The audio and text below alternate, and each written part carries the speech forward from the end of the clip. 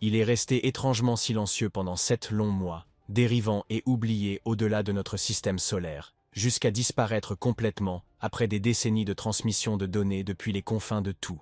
La NASA craignait le pire. Votre vaisseau spatial de 1977 aurait-il enfin disparu à jamais?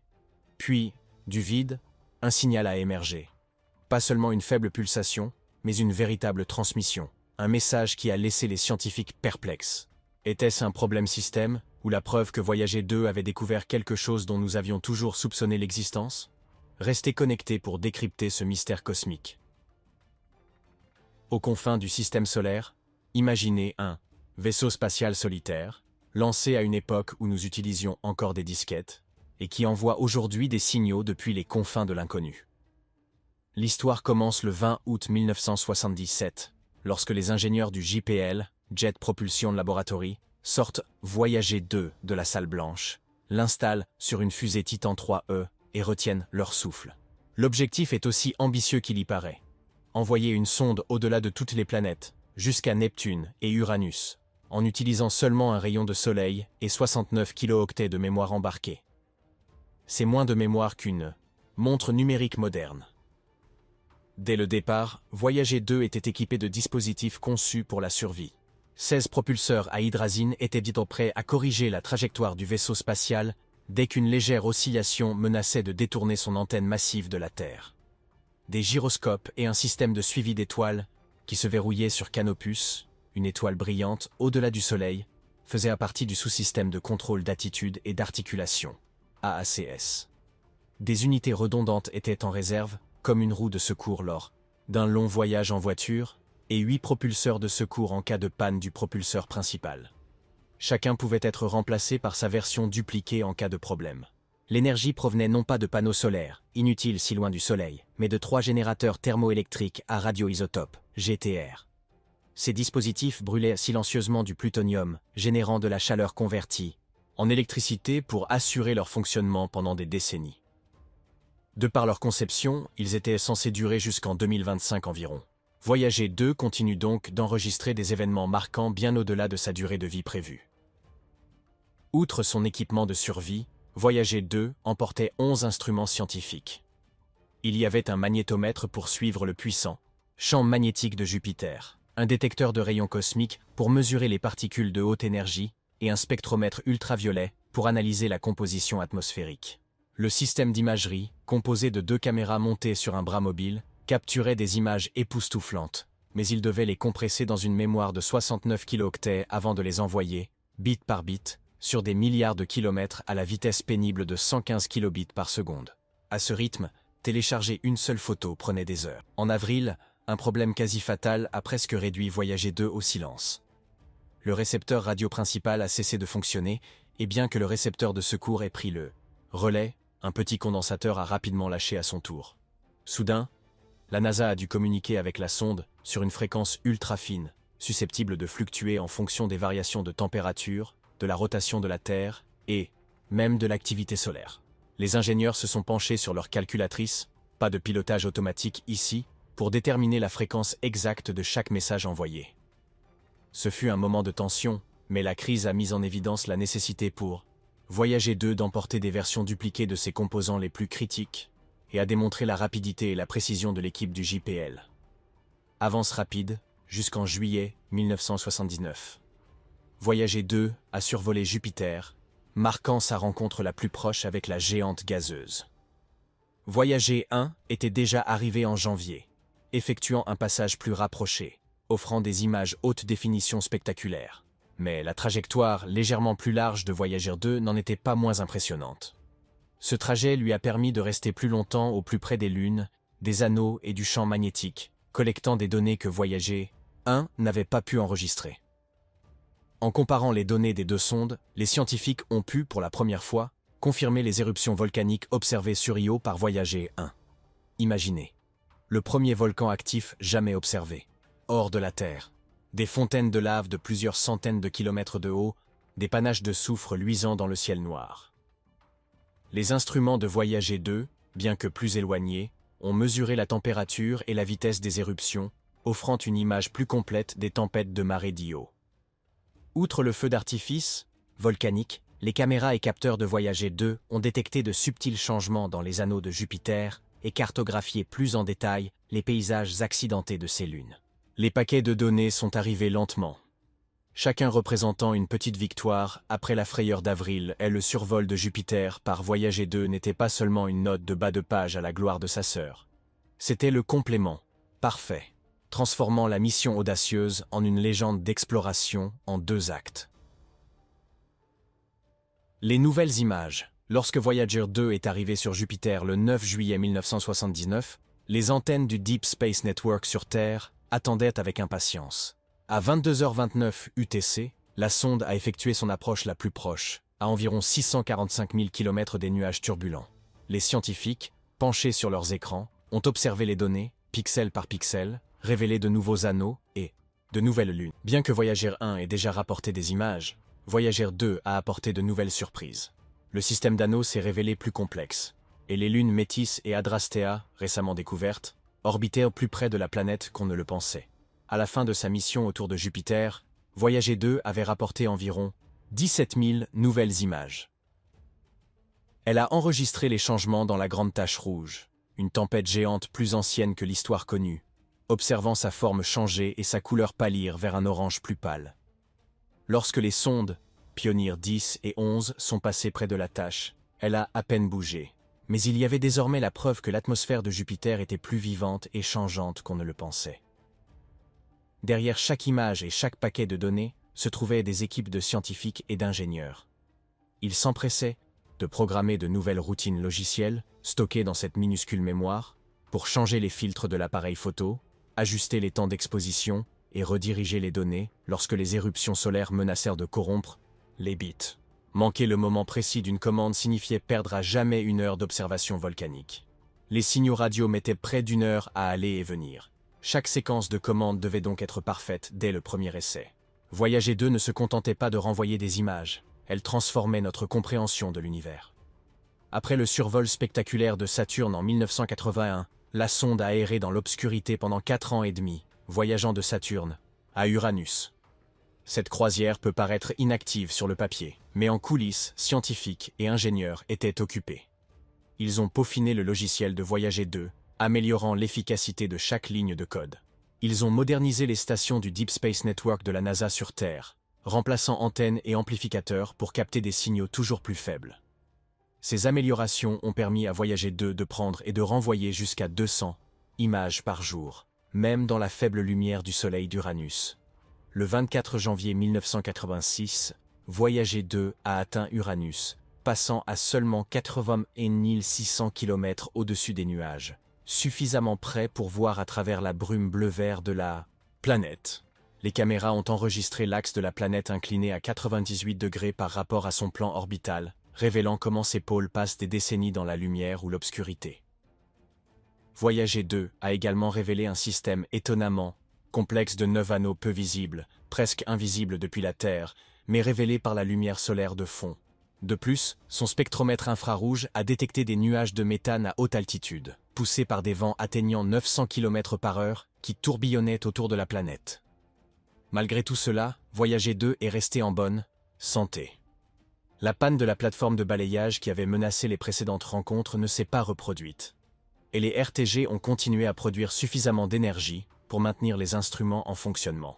Après le survol d'Uranus, la sonde a redirigé son antenne à gain élevé vers la Terre et s'est dirigée vers Neptune en août 1989. À son arrivée sur Neptune, Voyager 2 visitait le monde le plus lointain connu de l'humanité. Pluton était toujours classé comme planète, mais il se trouvait sur l'orbite de Neptune, découvert le 23 septembre 1846 par Johann Galle, d'après les calculs d'Urbain Le Verrier. Neptune attirait les astronomes depuis près d'un siècle et demi, et il s'est avéré plus actif que prévu, avec un diamètre de 49 240 km, légèrement inférieur à celui d'Uranus. C'était un monde turbulent. Et puis il y avait les lunes. Sur Uranus, Voyager 2 avait découvert 10 nouveaux satellites, mais le voisinage de Neptune était encore plus étrange. Seules 2 lunes avaient été observées auparavant. Triton, découverte 17 jours après, Neptune en 1849 par William Lassell, et Néréide, découverte en 1949 par Gerhard Kuiper. Tandis que les lunes d'Uranus orbitèrent de manière ordonnée autour de l'équateur, Triton effectuait une rotation inverse, un mouvement rétrograde, avec une inclinaison de 157 degrés, et Néréide suivait une orbite allongée qui lui a pris près d'un an. Les photos de Voyager 2 ont montré la surface gelée de Triton marquée par un terrain ridé, semblable à une peau de melon, et des panaches d'azote gazeux semblables à des geysers, preuve que même loin du Soleil, les mondes peuvent être géologiquement actifs. La comparaison des données de Neptune avec celles d'Uranus a permis aux scientifiques de tester des théories sur la formation des planètes et la capture de Lune. L'orbite étrange de Triton a conforté l'idée qu'il s'agissait d'une planète naine errante de la ceinture de Kuiper, capturée par la gravité de Neptune et lancée dans une danse rétrograde, détruisant probablement au passage une famille de lunes plus anciennes et plus peuplées. L'orbite allongée de Néréide pourrait être un vestige de ce brassage cosmique. Lorsque le flux de données en provenance de Neptune s'est finalement arrêté, Voyager 2 ne s'est pas arrêté. Elle a plongé vers les limites de l'influence solaire. En août 2018, à environ 121 unités astronomiques du Soleil, elle a franchi l'héliopause, la limite où le vent solaire cède la place au milieu interstellaire.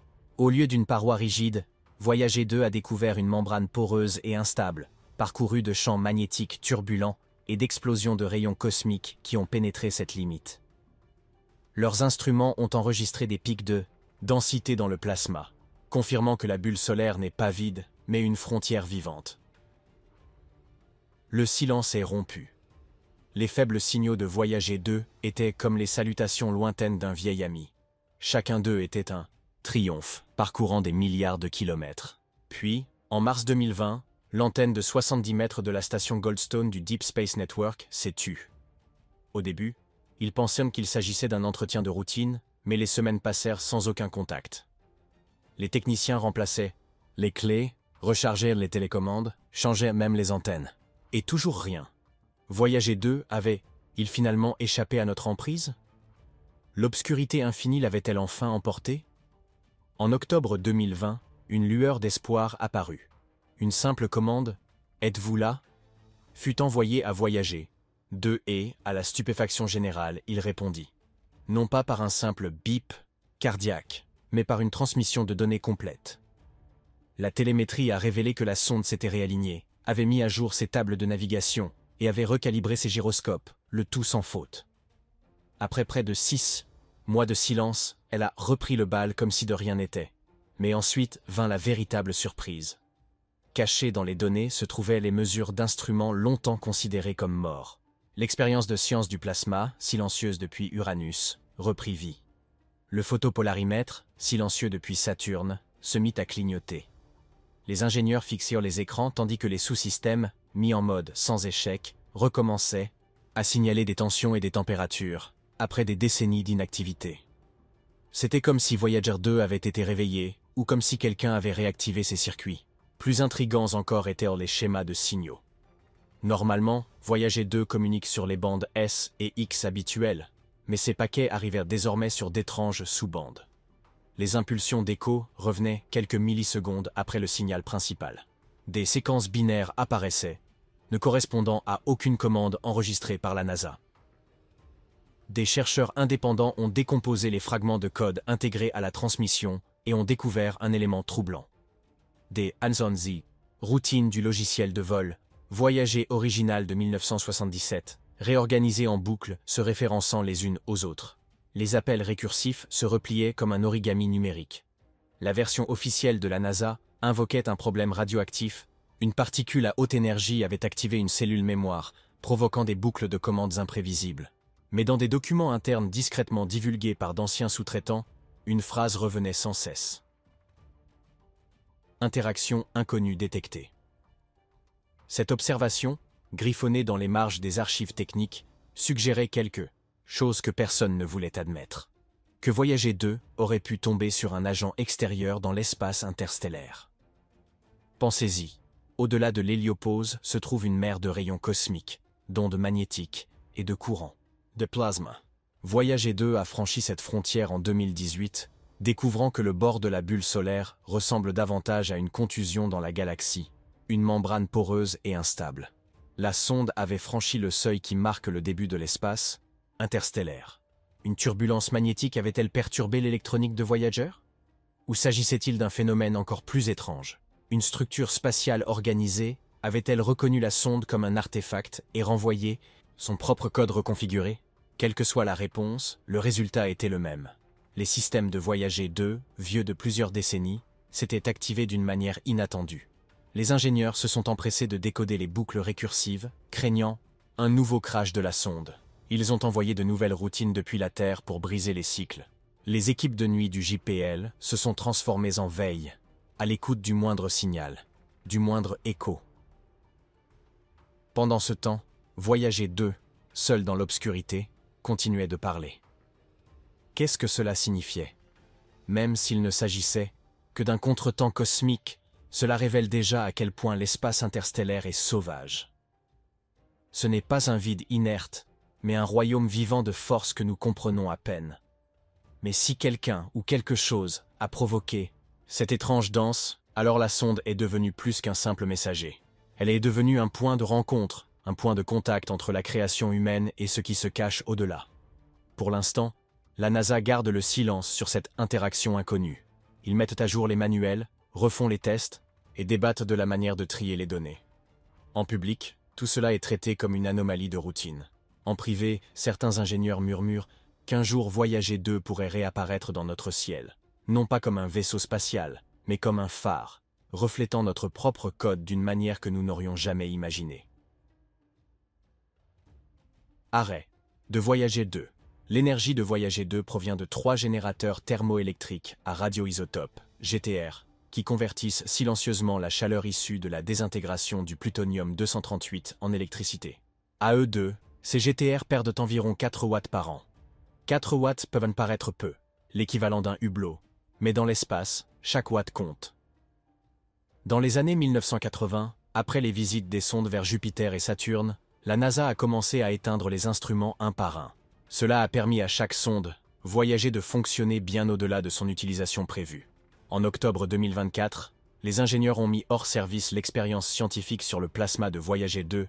Cet instrument mesurait la circulation des particules chargées, le plasma, autour du vaisseau spatial, tandis qu'il s'éloignait de l'héliosphère, la bulle solaire. Au fil des ans, la rotation et l'inclinaison de Voyager 2 n'ont permis au détecteur de capturer que des fragments de données. Son extinction a libéré suffisamment d'énergie pour maintenir les autres instruments actifs pendant une année supplémentaire. Voyager 1 a subi des réductions similaires. Son instrument à plasma est tombé en panne en 1980 et a perduré jusqu'en 2007, date à laquelle la NASA l'a arrêté pour économiser de l'énergie. Plus récemment, fin février 2025, la NASA a arrêté le sous-système de rayons cosmiques de Voyager 1. Ces 3 télescopes ont joué un rôle crucial pour prouver que Voyager 1 avait pénétré dans l'espace interstellaire, en mesurant des particules de haute énergie provenant d'au-delà de la bulle solaire. Voyager 2 s'apprête désormais à retirer un autre instrument, le détecteur de particules chargées de basse énergie, qui traque les ions, les électrons et les rayons cosmiques provenant du Soleil et de l'espace lointain. Une fois éteint, les ingénieurs espèrent optimiser la puissance restante des RTG et obtenir une année supplémentaire de recherche scientifique, les dernières données provenant des confins de notre système solaire, avant que d'autres instruments ne s'éteignent. Chaque arrêt est une décision difficile. Les sondes Voyager ont largement dépassé leurs missions initiales, déclare Patrick Cohen, scientifique du programme Voyager. Chaque donnée supplémentaire obtenue depuis est un atout précieux, essentiel à la compréhension de l'espace qui nous entoure et témoigne de l'ingénierie exceptionnelle dont ces sondes font preuve depuis près de 50 ans. Il est important de rappeler qu'aucun autre objet fabriqué par l'homme n'a jamais atteint l'espace interstellaire. Lorsque les instruments de Voyager 2 se tairont, nous perdrons nos seules oreilles dans ce vide. Dans la salle de contrôle du JPL, les réunions sur le budget énergétique sont devenues des rituels réguliers. Les ingénieurs calculent le taux de désintégration des générateurs RTG. La demi-vie du plutonium-238 est de 87 ans, ce qui signifie que les générateurs perdent environ 0,8% de leur puissance chaque année. Chaque instrument est évalué entre sa valeur scientifique et sa consommation énergétique.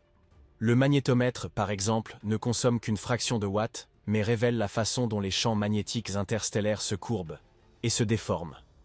Le spectromètre ultraviolet, qui consomme un demi-watt, mesure les nuages d'hydrogène lointains qui brillent lorsqu'ils sont frappés par le rayonnement solaire. Ces instruments sont, pour l'instant, sans danger. Pendant ce temps, les autres sont réévalués. Le magnétomètre et le spectromètre ont des fenêtres d'utilisation quotidienne. Le système d'imagerie, les caméras étant éteintes depuis longtemps, reste inactif, car il n'y a plus rien à photographier.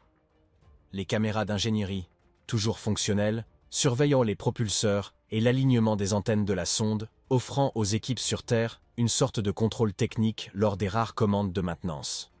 Les communications nécessitent également de l'énergie. L'antenne à gain élevé de Voyager 2, qui mesure 3,7 mètres de diamètre, doit rester pointée vers la Terre, ce qui consomme quelques watts avec les propulseurs stabilisateurs. Chaque fois que la NASA envoie une commande ou reçoit des données de Voyager, les RTG sont sollicités au maximum. C'était déjà le cas l'année dernière, mais la NASA n'a confirmé les données que jeudi. Au début de la mission, chaque RTG produisait environ 470 watts. Aujourd'hui, plus de 47 ans plus tard, chacun fournit environ 250 watts. Sur ce total, seuls 20 watts environ restent disponibles pour les instruments scientifiques. Le reste est destiné à la radio, au chauffage et à l'électronique essentielle. Pour gérer cela, les ingénieurs ont intégré de nouveaux modes de veille au logiciel de vol. Lorsque les instruments de Voyager 2 ne sont pas utilisés, ils sont en mode basse consommation. L'ordinateur de bord, doté de sa modeste mémoire de 69 kilooctets, organise lui-même ses programmes, ne réveillant les instruments qu'à des heures programmées. C'est l'équivalent moderne d'éteindre les lumières dans les pièces inutilisées. Mais dans l'espace, chaque arrêt comporte des risques. Éteindre un instrument, c'est rater une occasion de faire une nouvelle découverte. Et si une tempête solaire inattendue frappait Voyager 2, ou une rare explosion de particules interstellaires, nous ne le saurons pas avant la mise en marche des détecteurs. Mais la réalité est claire. Dès que les générateurs de vapeur thermique, GTR, descendront sous les 157 watts nécessaires au système critique, Voyager 2 deviendra silencieux à jamais. Il y a néanmoins une émotion douce amère dans cette dernière ligne droite. Depuis près d'un demi-siècle, Voyager 2 est notre avant-poste dans l'océan cosmique, dérivant toujours plus loin. Chaque paquet de données renvoyé nous rappelle le chemin parcouru avec seulement quelques watts et une vision audacieuse. Bientôt, la NASA célébrera une dernière transmission, les adieux du vaisseau spatial, avant qu'il ne sombre, dans un silence définitif. Il est maintenant temps de faire le choix des abonnés du jour. Lundi après-midi, sur le Deep Space Network, des signaux crépitaient, comme un SOS. Lena scrutait l'écran, le cœur battant. Pendant des mois, Voyager 2 s'est aventuré plus profondément que n'importe quel autre vaisseau spatial jamais construit, relayant des rapports d'anneaux silencieux et d'exosphères glacées. Aucune entrée de journal ne les avait préparés à cela. Voyager 2 a maintenant reculé, confirmant ce que nous redoutions tous. Le message arriva sous la forme d'un flot de données rassemblées. En une seule image glaçante, un vide béant où des étoiles lointaines avaient cessé de briller. Toutes ces théories sur une zone cosmique fantôme devinrent soudain réalité. Le docteur Adebayo tapota son stylo contre son bloc-notes, d'une voix assurée, malgré des mains tremblantes. Ils avaient toujours espéré la gloire, des preuves, de nouveaux mondes, des traces d'océans d'hydrogène.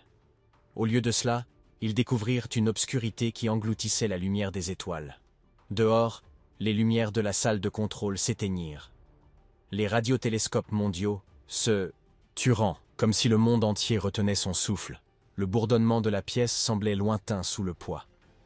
Lena sentit un frisson lui envahir la poitrine. Le retrait de la sonde suggérait une force invisible, plus vivante que n'importe quel météorite ou trou noir. Si Voyager 2 a fui pour sauver sa vie, quelles chances avons-nous? Qu'est-ce qui nous guette au-delà de cet horizon? L'anomalie du voyager. La voix de Voyager 2 s'affaiblit, comme celle d'un ami qui s'endort lentement.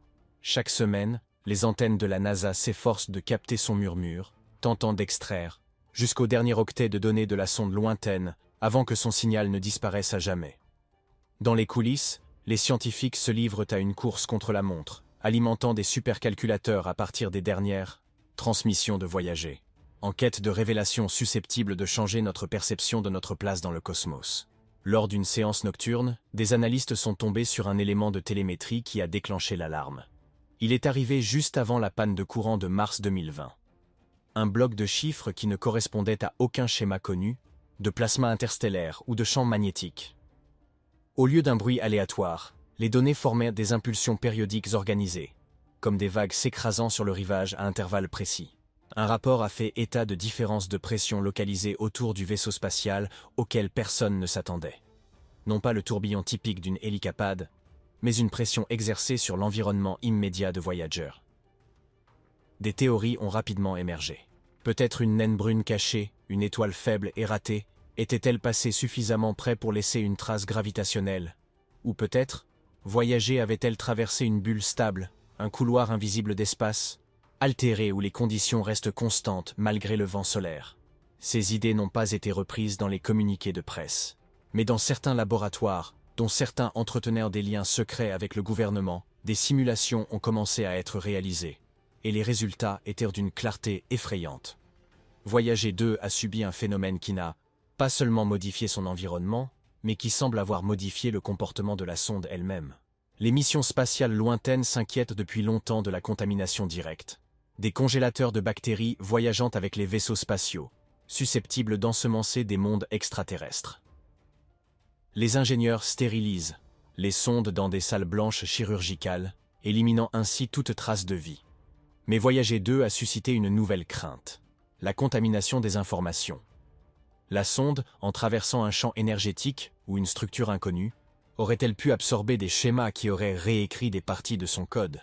Lorsque le logiciel de sauvegarde s'est réveillé en octobre 2020 et a commencé à envoyer des boucles récursives, des sous-routines qui s'appelaient les unes les autres, comme des reflets dans une salle des miroirs, certains ingénieurs ont vu une intention dans la faille. Ce n'était pas une simple erreur, mais la sonde agissait avec une certaine autonomie. Au sein du centre de contrôle de mission du JPL, le silence s'est installé sur les opérations publiques. Une équipe spéciale, distincte de l'équipage de jour de Voyager, a pris en charge la surveillance de Voyager 2. Leurs ordres: écouter, enregistrer et ne pas répondre sauf ordre explicite. La raison? Le canal de descente était devenu imprévisible. La puissance du signal fluctuait par à-coups, non pas à cause de fluctuations de puissance, mais à cause d'éruptions qui imitaient des tempêtes solaires inexistantes. La synchronisation des impulsions commençait à refléter les schémas des premières mesures interstellaires de Voyager 1, mais inversées, du début à la fin, comme un rêve de la nuit précédente, joué à l'envers. Les spéculations allèrent bon train. Certains scientifiques parlèrent de résonance cosmique, d'une boucle de rétroaction entre une machine fabriquée par l'homme et une structure inconnue dans l'espace lointain. Un champ de force, un courant, gravitationnel ou, oui, une intelligence dépassant notre compréhension. D'autres ont averti que si nous commencions à réagir, nous risquions de déclencher une situation hors de notre contrôle. La note divulguée résume cette tension en 4 mots. Tenez bon. Ne réagissez pas sans instruction. Pendant ce temps, le public continuait de voir des mises à jour arides, pas de données scientifiques cette semaine. Mais à l'intérieur de salles blindées, les équipes passaient au crible chaque fragment des dernières transmissions de Voyager 2, ils ont rejoué l'étrange télémétrie, la soumettant à des algorithmes de reconnaissance de forme conçus pour détecter tout, des échos et impulsions aux messages codés. Chaque anomalie a été recoupée avec les relevés météorologiques solaires, les moniteurs de rayons cosmiques galactiques et même les bases de données de supernovas lointaines. Rien en dehors de la bulle locale de Voyager 2 ne correspondait au modèle. C'était comme si les histoires mêmes de la sonde étaient filtrées à travers le milieu interstellaire, transformées. Le signal de Voyager 2 est brièvement revenu à sa fréquence d'origine en bande X, utilisée dans les années 1970, avant de retomber dans ses étranges sous-bandes. Le changement ne dura que quelques secondes, mais il suffisait à faire battre les cœurs. Quelqu'un, ou quelque chose, avait-il recalibré la sonde? Ou le vaisseau lui-même avait-il tenté de se reconnecter, à sa guise? Les explications officielles de la NASA continuent d'attribuer la responsabilité de problèmes binaires, aléatoires causés par les rayons cosmiques. Mais des rumeurs en coulisses racontent une toute autre histoire. Les comités débattent des risques liés à la rotation des antennes du DSN pour suivre le signal erratique de Voyager 2, plutôt que de préserver les derniers watts d'énergie pour les instruments scientifiques. Chaque jour, la probabilité d'extraire de nouvelles données est mise en balance avec le risque de provoquer une réaction imprévisible. Pour l'instant, Voyager 2 continue de parler. Ses impulsions transportent des secrets venus de l'espace lointain. Des ondes de pression qui ne correspondent pas à nos modèles. Des modèles d'écho qui suggèrent des champs structurés et des fragments de code qui se rebouclent sur eux-mêmes. Comme Les échos inversés de Voyager 1, nos deux sondes traquent peut-être des courants cachés dans la galaxie. Des courants dont nous ignorions l'existence, de 5 ans à l'infini. Le voyage de Voyager 2 ressemble à un conte de science-fiction qui prend vie. Lancé en 1977 avec une mission de 5 ans pour explorer Jupiter et Saturne, il a finalement survolé Uranus et Neptune, puis s'est échappé, de la portée du Soleil, et a plongé dans l'espace interstellaire. En chemin, elle a réécrit notre compréhension du cosmos. Premier arrêt, Jupiter, en 1979. Voyager 2 a révélé de nouveaux anneaux, découvert de minuscules lunes et observé les volcans d'Io entrer en éruption avec des panaches géants. Après avoir envoyé des images de la croûte fissurée et gelée d'Europe, les scientifiques ont commencé à rêver d'océans cachés sous la couche de glace. Puis vint Saturne en 1981, où Voyager 2 découvrit plus d'anneaux que quiconque n'aurait pu l'imaginer et de fines volutes de poussière luisante dans l'ombre de la planète. S'ensuivirent 5 années de silence et d'obscurité jusqu'à son survol d'Uranus en 1986. Sous la faible lumière du Soleil, les caméras et spectromètres améliorés de Voyager 2 ont détecté 9 anneaux presque invisibles et un groupe de tempêtes sombres et obliques balayant des nuages de méthane en bandes rapides. La sonde a cartographié 10 nouvelles lunes et mesuré des vents atteignant près de 900 km/h, suffisamment rapides pour distancer un avion de chasse des dizaines de fois. Même aujourd'hui, plus de 47 ans après son lancement, Voyager 2 continue de parler. Sa minuscule mémoire de 69 kilooctets transmet toujours des données à seulement 115 bits par seconde. Chaque élément renvoyé, qu'il s'agisse d'une mesure de champ magnétique ou d'un simple pouls de contrôle de santé, est un précieux cadeau venu des confins de l'univers connu. Avec sa jumelle, Voyager 1, Voyager 2 transporte le disque d'or, une capsule temporelle de sons et d'images de la Terre.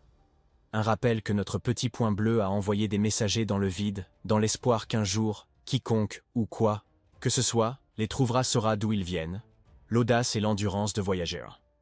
Des instruments conçus pour durer 5 ans ont fonctionné pendant des décennies. Sur Terre, les ingénieurs ont réécrit des logiciels en plein vol, corrigé des problèmes à des milliards de kilomètres de distance et planifié l'arrêt de systèmes non essentiels pour gagner des mois et des années de fonctionnement supplémentaires. Voyager 2 nous a offert des vues inédites des planètes extérieures et de leurs lunes. Elle nous a appris que des mondes lointains peuvent être dynamiques, voire volcaniques, là où nous nous attendions auparavant à n'y voir que de la roche gelée. Elle a démontré que l'espace n'est pas vide, mais fourmille de particules, de champs et de courants que nous commençons seulement à cartographier. Alors que son énergie et son signal s'affaiblissent, nous nous empressons d'en capturer chaque détail. Voyager 2 a déjà dépassé les rêves les plus fous de ses créateurs. Son histoire nous rappelle que des idées audacieuses, avec seulement quelques watts de puissance, peuvent éveiller la curiosité humaine au-delà de nos espérances, et que l'univers réserve encore des surprises pour ceux qui sont prêts à écouter. Si vous avez aimé notre vidéo, n'oubliez pas de l'aimer et de vous abonner à la chaîne. N'hésitez pas à nous laisser votre avis dans les commentaires, nous aimerions le connaître. Merci d'avoir regardé et à bientôt.